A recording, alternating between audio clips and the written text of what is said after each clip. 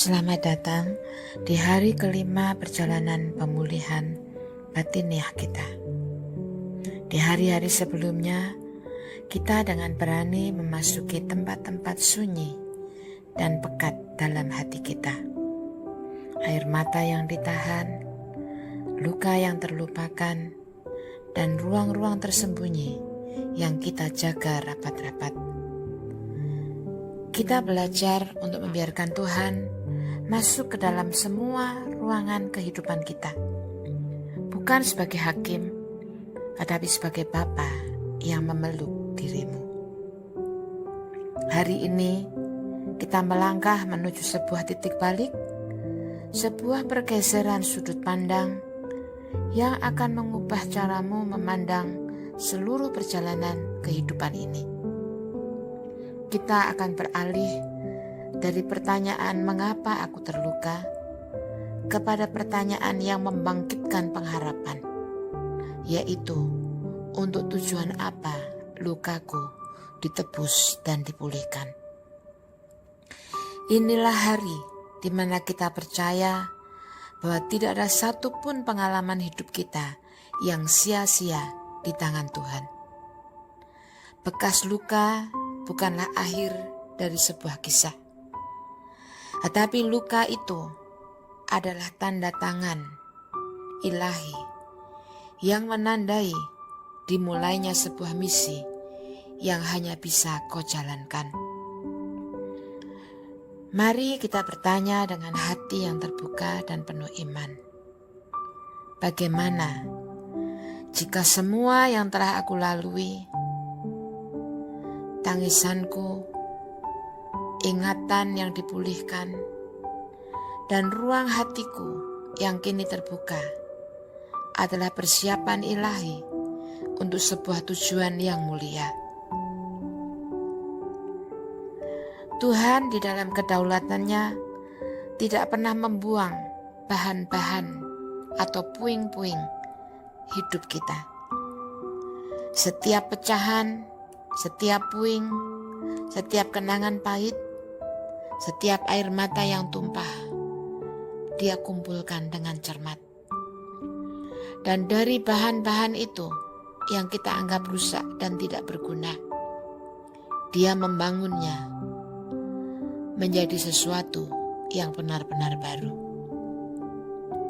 Firman Tuhan dalam Kejadian 50 ayat 20 memberikan kita sebuah pandangan iman untuk memandang hidup kita seperti perkataan Yusuf yang berkata, "Memang engkau telah mereka-rekakan yang jahat terhadap aku, tetapi Tuhan telah mereka-rekakannya untuk kebaikan." Renungkan kalimat itu, saudariku. Yusuf tidak menyangkal rasa sakitnya. Dia mengakui bahwa niat jahat itu nyata dan menyakitkan. Tetapi dia juga menyatakan kebenaran yang lebih tinggi, yaitu Tuhan sanggup merancang ulang narasi kejahatan menjadi sebuah kisah kebaikan yang agung dan dahsyat. Lubang pengkhianatan, penjara ketidakadilan, dan terlupakan yang menyakitkan dalam hidup Yusuf tidak berakhir sebagai kuburan impiannya. Tetapi itu semua justru menjadikan serangkaian pintu rahasia yang menuntunnya pada takdir ilahi, yaitu menjadi penyelamat bagi banyak orang. Apa yang dimaksudkan oleh orang lain untuk kejahatan, Tuhan sudah membaliknya menjadi alat keselamatan. Prinsip yang sama Tuhan tawarkan kepadamu hari ini. Pemulihan yang sedang kau alami bukan hanya tentang merasakan damai atau kelegaan dalam hatimu, tetapi pemulihan itu bersifat misional atau memiliki tujuan. Saudaraku, perhatikan pola ilahi dalam 2 Korintus 1 ayat 3 dan 4 yang berbunyi, "Terpujilah Allah yang menghibur kami dalam segala penderitaan kami, supaya kami sanggup menghibur mereka yang berada dalam bermacam-macam penderitaan. Lihatlah pergeseran yang terjadi. Penghiburan yang kita terima tidak dimaksudkan untuk berhenti pada diri kita sendiri, tetapi itu adalah sebuah sumber daya yang harus dialirkan. Proses pemulihanmu adalah sebuah pelatihan, sebuah persiapan. Tuhan sedang membentukmu menjadi seorang penghibur yang ahli. Karena hanya Engkau yang tahu bagaimana rasanya berada dalam penderitaan yang sama. Engkau tidak menghibur dari sebuah teori, tetapi dari sebuah pengalaman. Engkau tidak berkata, "Aku membayangkan bagaimana rasanya." Tetapi engkau bisa berkata, "Aku tahu bagaimana rasanya. Aku pernah merasakan itu. Dan aku juga tahu siapa yang menuntunku keluar dari rasa luka itu." Mungkin dalam diam keraguanmu masih muncul, menggema dari ruang-ruang yang baru saja engkau buka. Mungkin suara itu berkata, "Tetapi aku masih rapuh. Aku masih terluka. Bagaimana aku bisa menolong orang lain?" Justru dalam pengakuan kelemahanmu, itulah kuasa Tuhan menjadi sempurna. Tuhan tidak memanggil orang-orang yang sudah siap. Dia memanggil orang-orang yang bersedia. Dia tidak memerlukan katalog atau daftar kesuksesanmu, tetapi dia merindukan kesaksian pemulihanmu. Engkau adalah bukti hidup bahwa Tuhan masih bekerja, bahwa ada harapan setelah keputusasaan, bahwa ada terang yang bersinar justru dalam kegelapan kita yang paling pekat. Lukamu yang telah dipulihkan adalah kredensial terkuatmu untuk melayani orang lain yang masih terluka. Sekarang saudaraku, mari kita membuatnya praktikal. Mari kita duduk dengan tenang dan izinkan Roh Kudus menuntun dirimu dalam sebuah refleksi yang mengubahkan. Ambil jurnalmu atau cukup hadir tenang sepenuhnya dalam keheningan. Kita akan melihat ke belakang, bukan untuk terpuruk, tetapi untuk mengenali benih tujuan yang Tuhan tanam di tengah-tengah rasa sakitmu. Pertanyaan yang pertama, mari kita buat ringkasan perjalanan. Dari renungan hari pertama hingga hari keempat, pelukan Tuhan apa yang paling dalam yang kau alami? Mungkin kebebasan untuk menangis, atau penyembuhan atas luka yang terlupakan, atau penerimaan atas bagian diri yang kau sembunyikan. Yang berikutnya, bertanyalah pada dirimu, kepekaan unik apa yang sekarang kau miliki karena pernah melewati lembah itu? Mungkin kau pernah merasa sendirian, sehingga membuat dirimu sekarang sangat peka terhadap orang yang terisolasi. Mungkin karena engkau pernah merasa gagal, sehingga engkau sekarang kini bisa mendampingi orang yang juga merasa telah jatuh. Karena luka masa lalu itu, engkau memiliki empati, bisa merasakan perasaan yang pernah engkau rasakan. Pertanyaan berikut, bayangkan Tuhan membisikkan sebuah tugas kepadamu. Bukan tugas besar, tapi sebuah langkah kecil.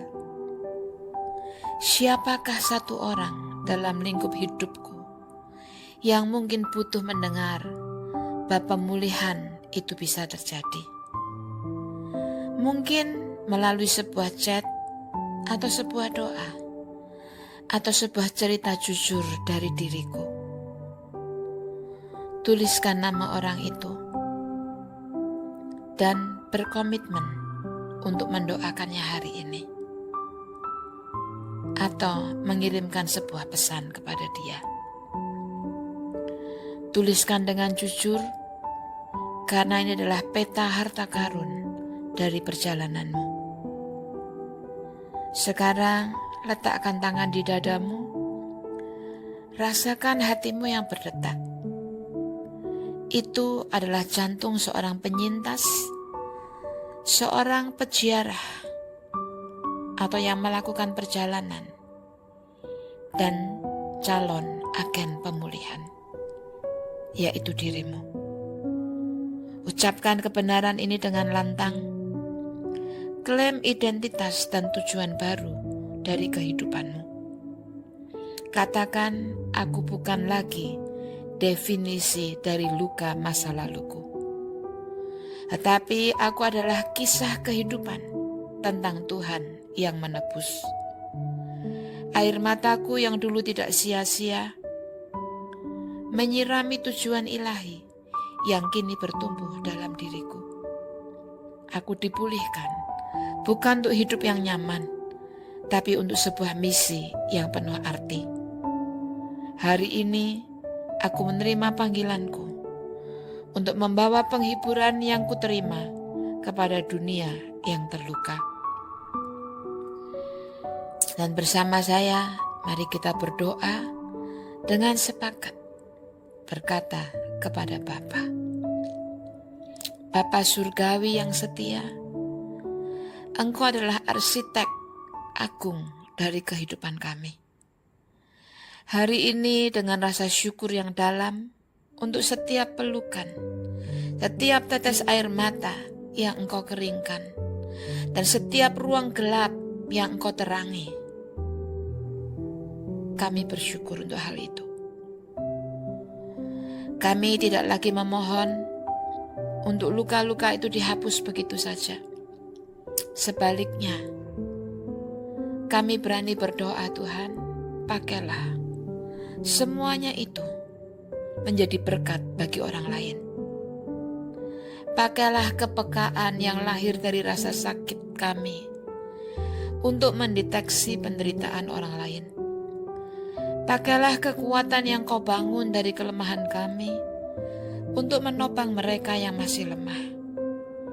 Pakailah kisah kami yang berantakan dan Engkau susun kembali untuk menjadi nyanyian pengharapan bagi orang yang putus asa. Tunjukkan kepada kami, Tuhan, tujuan dari luka yang kami pernah alami. Jadikan hidup kami sebuah peta yang menuntun orang lain menuju pelukan-Mu yang memulihkan. Kami percaya bahwa nama terindah yang bisa kami sandang bukanlah menjadi orang yang sempurna, melainkan menjadi orang yang sudah ditebus dan diutus. Di dalam nama-Mu Yesus Sang Penebus yang mengubah maut menjadi kehidupan, kami berdoa dan menaikkan harapan kami. Amin. Saudaraku, lukamu tidak sia-sia. Proses pemulihanmu memiliki tujuan yang melampaui dirimu sendiri. Tuhan Sang Penenun yang ahli sedang menyatukan setiap benang, setiap tenunan yang terang dan yang gelap, ditenun, dianyam menjadi satu untuk menciptakan sebuah permadani bagi tujuan yang indah dan mulia. Engkau tidak hanya disembuhkan, tetapi Engkau ditugaskan. Dan ingatlah, pelipur lara, penghibur yang terbaik adalah mereka yang pernah merasakan lara atau rasa sakit itu sendiri. Kisah pemulihanmu adalah obat bagi jiwa yang masih sakit. Jadi, jangan sembunyikan itu. Berkat dan keberanian untukmu, sahabat yang berharga. Perjalananmu memberikan harapan bagi banyak orang. Biarlah engkau tetap semangat dan nikmati kehadiran Tuhan. Karena luka masa lalu bisa berubah menjadi tujuan yang mulia. Karena penebusan Tuhan kita yang hidup. Amin.